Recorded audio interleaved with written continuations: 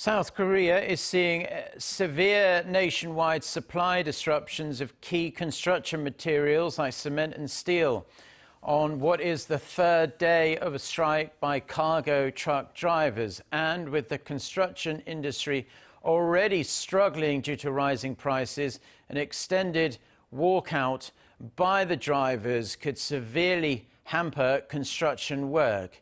Eun-jin with this report. The Safe Trucking Freight Rate system was launched in 2020 to prevent dangerous driving and to guarantee minimum freight rates. However, with the policy set to expire at the end of this year, cargo truck drivers are on strike for the third day over their demands for an extension. And while the walkout continues, the supply and demand cycle is seeing disruptions.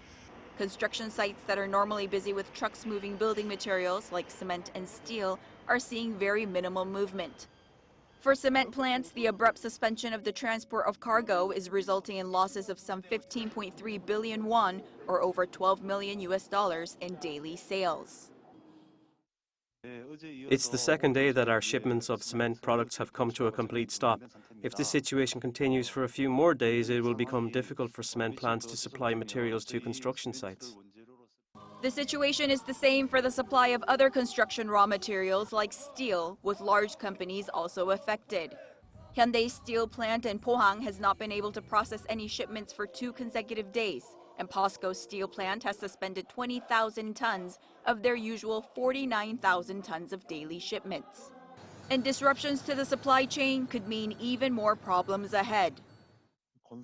Construction sites usually have a stock of essential materials that can last for a few days, but a further prolonged strike by the Cargo Truckers Union is expected to cause massive damage to the supply and demand of cement and steel materials, and therefore construction sites. Construction companies in the Seoul metropolitan area have reached the brink of bankruptcy, and a prolonged strike would only worsen the situation for an industry that is already bearing the brunt of soaring diesel prices and rising construction material costs. Eun-jin, Arirang News.